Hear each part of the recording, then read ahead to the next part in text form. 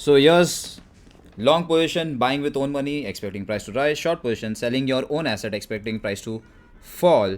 But guess what? You need to own the asset to sell it, right? Otherwise, how can you sell it? But there is also a way where you can sell the asset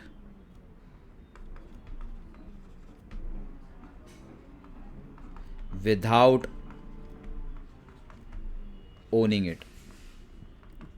And when you do so, we say that you have done a short sell. But is it possible, Ansh, to sell something without owning it? It's like तुमने किसी और को ताजमहल बेच दिया. ऐसा हुआ था, by the way, you know, right? I do recall, or at least there was an attempt which was made. As far as I recall, I think it did happen. And I'm not talking about far वो past तो in history. Illegal हुआ ना. हाँ, वो illegal हुआ, but यहाँ पे legal है. ताजमहल इलीगल, ये this is legal.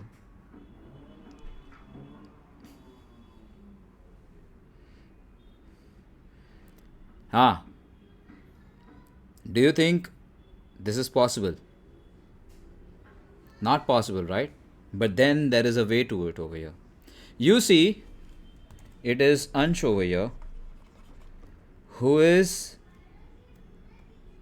expecting the price of, let's say, Reliance to fall. That is what the expectation of the Ansh is. But guess what? He is not the owner of Reliance shares as well. तो अभी ये view का करेंगे क्या? ये view का क्या फ़ायदा? बराबर ना अंश? क्या बोलता है? क्या सर वापस बोलना. Let's say you like Alia Bhatt a lot, but she's already taken. What's the point of that view? कोई point नहीं है ना. You can't really do anything about it. Similarly, Well, you what don't. if she gets a divorce? Sorry. What if she gets a divorce? Well, you can wait for it.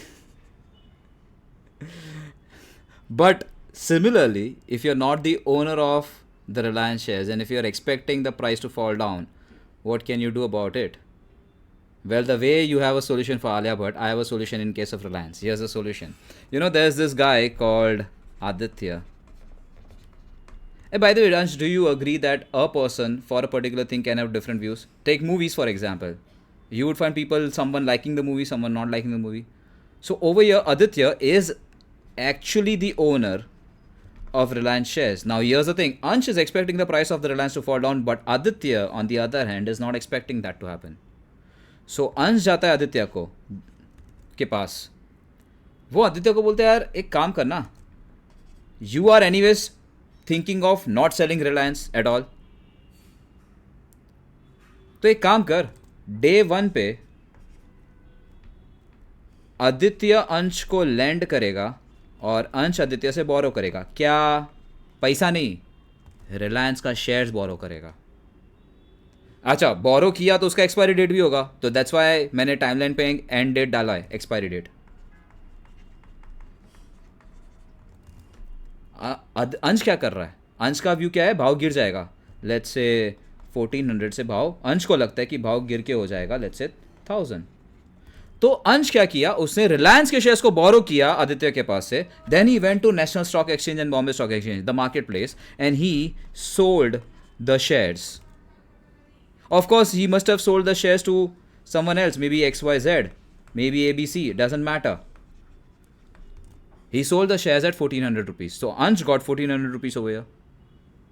Of course, Aditya is also going to think rational over here. Aditya is like, boss, why should I lend the Reliance shares to you? Aditya, Ansh will be like, don't worry, yaar, expiry date, or maybe before that, I will repurchase the Reliance shares from National Stock Exchange, Bombay Stock Exchange, the Reliance shares, and I will give it back to you. Of course, जो बोरो किया है वो तो वापस देना ही पड़ेगा ना. क्या बोलता है अंश? बराबर है. तो टू सम एक्सटेंट आदित्य का जो कंसर्न था is taken care of.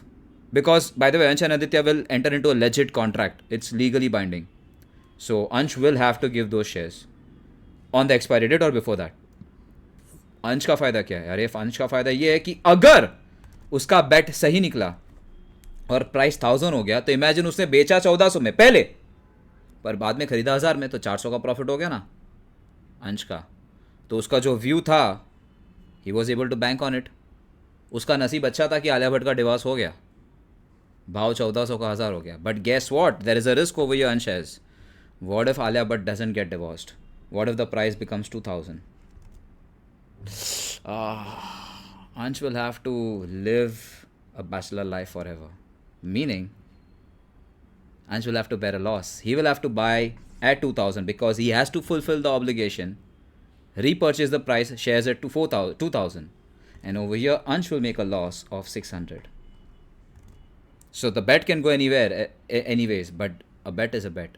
If it works in for your favor, you're making a profit of positive 400, or else you are making a loss negative 600.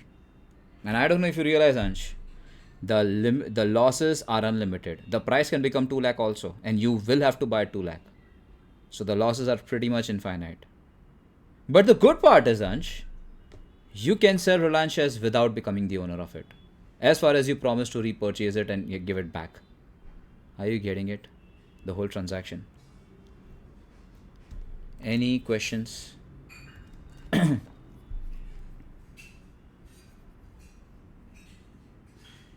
So we can do this in like through the normal BSE and NSE Oh yeah, you can market do match. this. In India, the short selling, the timeline which I've drawn over here, in India it is intraday. So if you do that in the morning at 9 a.m., you will have to kind of buy it back before 3:30 p.m. But outside India and other markets, this timeline could extend as far as 1 month, 2 months, 6 months, 1 year, or maybe even more than that. So in India, I thought you can carry it on by paying a premium. That is your broker who's giving you that service. The exchange is not really allowing you.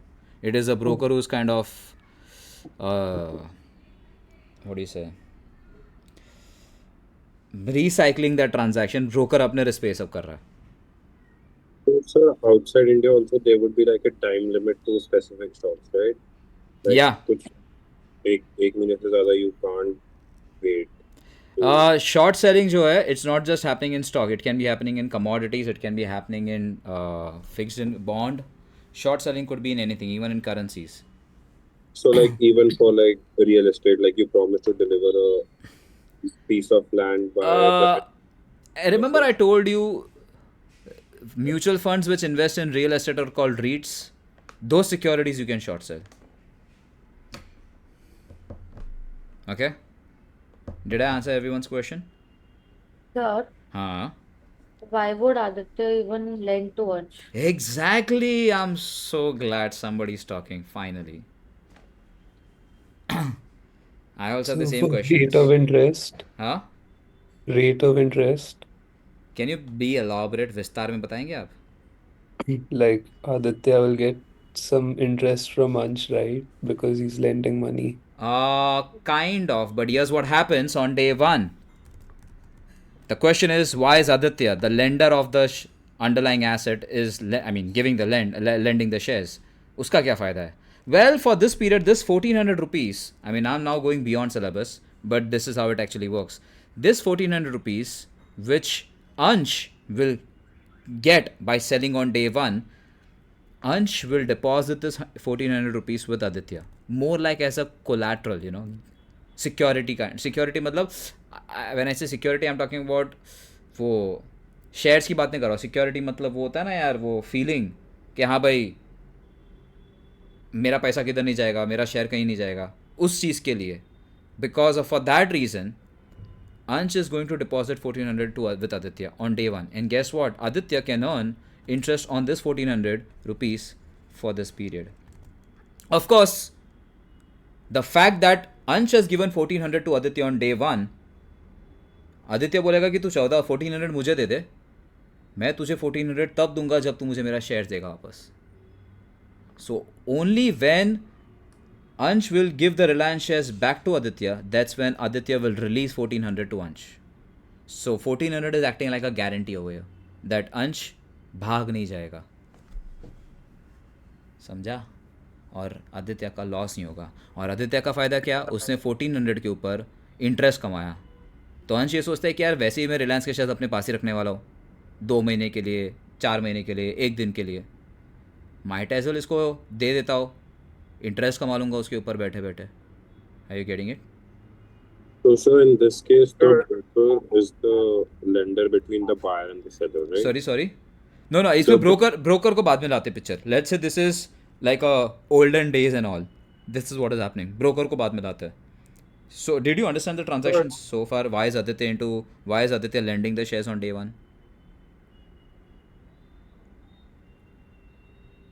Sir, as you said, इसमें losses infinite हो सकता है ना. हाँ.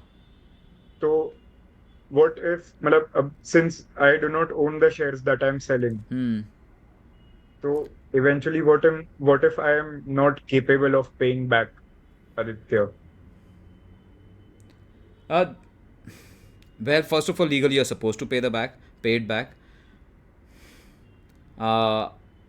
And if you're not able to pay back, then you'll be declared insolvent, bankrupt, and there would be a court proceedings which would happen, and Aditya will file a lawsuit against you to recover your money. So what are the legal proceedings will be? They will sell your other assets, maybe a property, maybe a gold, and I mean that's typically the case, unless you join Vijay Mallya in London. But yeah, and then come out for a podcast. Yeah. ये तो जब I'm हम trying to ask is there a limit to how much we can short sell? I'm answering that question. I answered you the ultimate or the worst case scenario. I'll answer the question.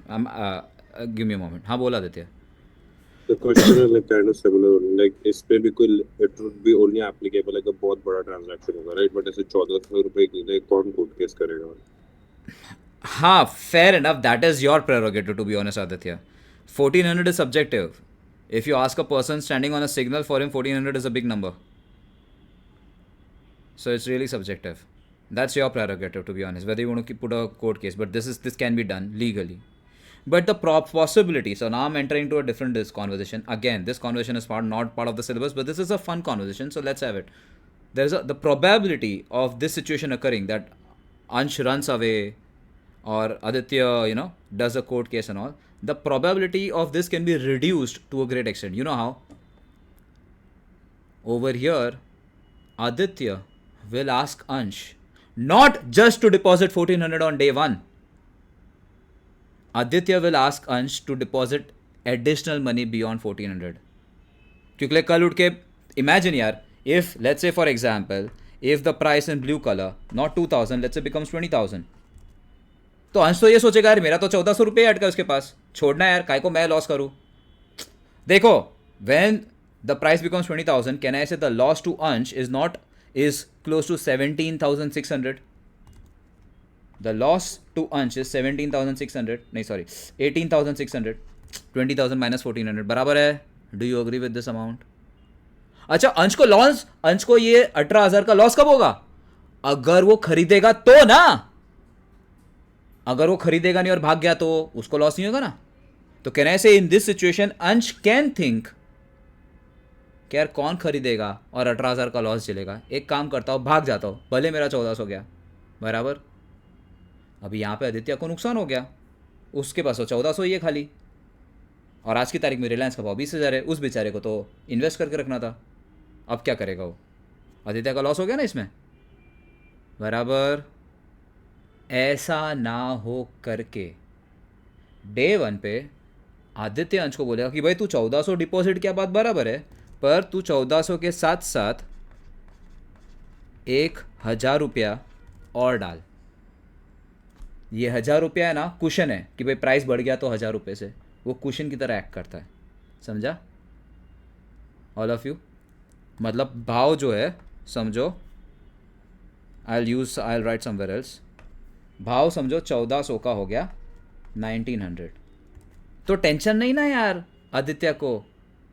Extra 1,000 रुपया लेके तो बैठा है वो day one पे. बराबर. हाँ कि ना? अच्छा, take your time to process. हाँ क्या? अगर 1900 से ज़्यादा लॉस हुआ तो क्या? दैट्स व्हाट यू सेइंग ना? हाँ तो Yes. बताता हूँ ना. ये तुम लोग को इतना समझा तो मैं आगे बढ़ूँ. अच्छा, अभी अगर 1900 से प्राइस हो गया लेट्स से 2400, तो कहना से आदित्य के पास 2400 ही है. अभी प्राइस और बढ़ेगा तो वापस अंश भाग सकता है ना. ऐसा ना हो करके आदित्य बोलेगा एक काम कर, जैसे ही 2000 की 400 पहुंचेगा ना, आदित्य बोलेगा भाई एक काम कर, तू और 1000 रुपया मेरे पास डिपॉजिट कर, नहीं तो मैं तेरा पैसा खा जाऊंगा. मतलब मैं नहीं था 2400 लेके मैं खुद रिलायंस का शेयर अपने हिसाब से खरीद लूंगा, तेरे को 2400 नहीं दूंगा अगर अंश ने और 1000 नहीं दिया तो नाव कहने से अभी आदित्य के पास 3400 है, अंश का 3400. वापस 2400 से भाव बढ़ के हो गया 3400. वापस आदित्य अंश को फोन करेगा, बोलेगा कि भाई तू और 1000 डाल, नहीं तर मैं 3400 तेरा खा जाएगा, तेरे को नहीं दूंगा मैं. और आदित्य क्या करेगा, 3400 ले लेगा आदित्य अंश का जो गारंटी वाला पैसा है, और बॉम्बे स्टॉक एक्सचेंज में जाके खरीद लेगा रिलायंस का शेयर 3400 पे. आदित्य का कोई लॉस नहीं हुआ, इनफैक्ट आदित्य को तो फायदा हुआ, इंटरेस्ट मिल रहा है उसको 3400 पे फॉर दैट पीरियड. बराबर अंश? That means he will keep doing this before until the price falls below 1400. That means Aditya will keep on asking for money. This is called margin. This is called variation margin. 1000 रुपया जो add हो रहा है ना, Aditya will keep on asking for margin from Ansh every time the price is increasing, every time the loss of Ansh is increasing. Aditya will keep on doing ताकि Aditya's position is taken care of. Aditya is safeguarded. And who is this Aditya? Who is this Aditya? Typically, Aditya is the person who is the broker. So it is the broker who is actually giving you this service. Prime broker.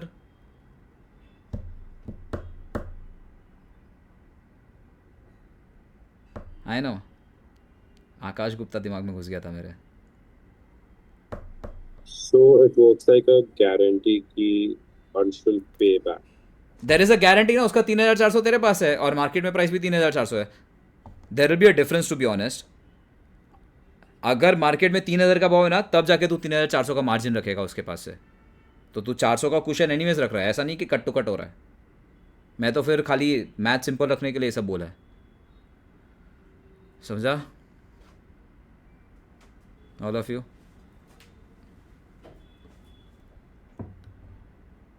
एक last question तुम्हारे दिमाग में होना चाहिए. You need to understand, day 1 पे आदित्य का shares किसी और के नाम पे चला गया, XYZ ABC. वो बेचारे ने तो अपने जेब से पैसा दिया रहेगा. ऑरेंज कलर ले रहा हूँ. ये जो XYZ ABC जिसने अंश के पास से खरीदा शेयर्स 1400 में, कहने से उसके नाम पे हो गया शेयर्स. तो रिलायंस के रिकॉर्ड में क्या आएगा, ओनर कौन है, XYZ. रिलायंस के हिसाब से Aditya is not the owner anymore. ये जो ट्रांजैक्शन हुआ है आदित्य और अंश के बीच में हुआ है, बराबर है. What I'm making you realize that in between during this time, what if the Reliance gives dividend? The dividend will go to XYZ. Aditya will miss out on that dividend. Barabar? Do you agree that Aditya will miss out on this dividend? All of you? Ansh? Huh? Ansh, I am waiting for your concern. What do you say? Understanding or agreement? Yes, sir. Aditya will miss out on that dividend. ऐसा ना हो करके Aditya day 1 पे ही अंश के साथ agreement में लिखेगा, बोलेगा कि अगर कंपनी ने डिविडेंड दिया XYZ ABC को, तो तू वो डिविडेंड मुझे पैसे में देगा अपने जेब से. तेरे को कहीं से भी तेरे को पैसा मिले ना मिले, I don't care, but you will give me that money. So Aditya is a earning interest on the deposit 1400, 2400, 3400. B, if at all the company gives dividend during this period, Aditya gets compensated for the loss of dividend. That is called payment in lieu of dividend. समझा? So, हाँ. जैसे if Ansh fails to pay the money and the stock is already with XYZ, तो in that case वो share XYZ के पास ही रहता है कि there's some. हाँ, अरे तू समझ नहीं रहा है. XYZ is वासुदेव और भूमिका. वो लोग तो बेचारे अपने जेब में हाथ डाला, 1400 निकाला और शेयर खरीदा, बकायदा शेयर खरीदा. वो लोग तो, उसको तो मालूम ही नहीं कि अंश ने तुझसे बोरो करके किया है. You need to understand there are thousands and lakhs of participants in the market. How is Bhumika suppose to know कि ये ट्रांजैक्शन तेरे और अंश के बीच में हुआ है? और भूमिका को क्या फर्क पड़ता है तू लॉस में गेन हो है? भूमिका बोली भाई मैं तो 1400 रुपये देके गई ना, ये शेयर मेरा हो गया, अभी तू जा किधर और अपने हिसाब से देख ले तेरे अंश के साथ तेरे को जो करना है वो। वैसे भूमिका अच्छी है, फिर अगर इतना वो रूड तरीके से नहीं भूमिका ने बोलेगी। लिया है शेयर, हाँ। अगर भूमिका ने 1400 दे के लिया है शेयर, तो फिर मैं रीपर्चेस भूमिका से ही करूंगा। नहीं अगर तू तो, उसको अरे तू तो करना है। दूसरे दिन, अरे लाखों करोड़ों मार्केट में पार्टिसिपेंट होता है ना, तू तो एक्सपायरी डेट पे शेयर खरीदने जाएगा 1000 रुपये में, समझ, तो तू उधर तो कोई दूसरा ही बेचता रहेगा शायद, क्या यू नेवर नो, देव देव बेचता रहेगा उस दिन शेयर्स। भूमिका ने तो जिंदगी भर के लिए रखा है रिलायंस के शेयर्स, मालूम है वो रिन्यूएबल एनर्जी में जा रहा है, पैसा बहुत बढ़ेगा। भूमिका लाइक 1400 में ले रहे तो 14,000 हो जाएगा, सिंपल।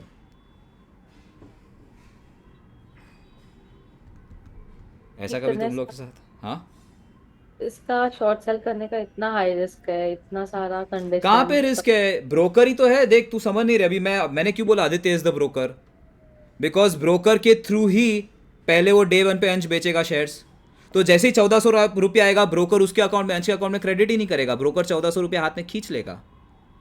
पर स्टिल अभी अंश इज एक्सपेक्टिंग कि प्राइस गिरेगा, तो हाँ। उसके according थोड़ी सब चल रहा है।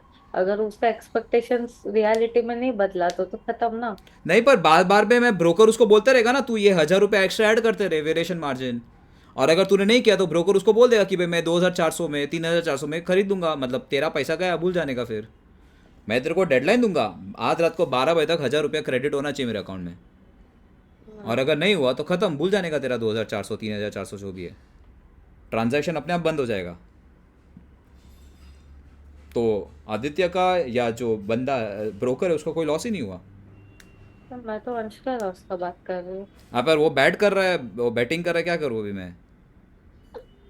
उसका ओपिनियन है, ओपिनियन तो किसी का भी उल्टा जा सकता है ना। अंश को लगा फॉर अ मोमेंट कि उसने मस्त जवाब दिया आलिया भट्ट को लेके, पर आलिया भट्ट का भाव 2 लाख हो गया ना भाई, बहुत प्रॉब्लम हो जाएगा तू। देख लाइफ में एक बार तो शादी करना चाहिए, so don't wait for Alia Bhatt, ठीक है? What do you mean by life में एक बार तो शादी करना चाहिए? अभी कुछ कुछ लोग एक बार से ज़्यादा करने का सोचते हैं, तो मैं क्या करूँ अभी, उनका हालत वैसा होता है, वो मेरे कंट्रोल में थोड़ी ना है।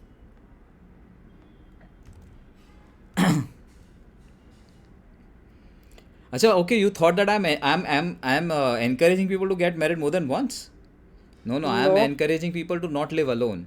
Let's say if someone leaves you, then please try to mess with someone else's life also.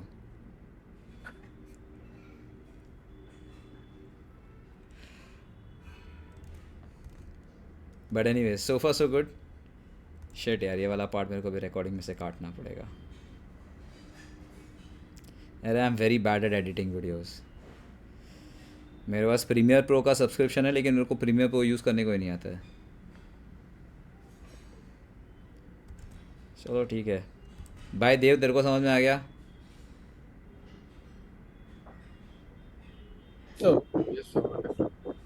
Don't wait for Alia Bhatt to get divorced, ठीक है? सो या मूविंग फॉरवर्ड।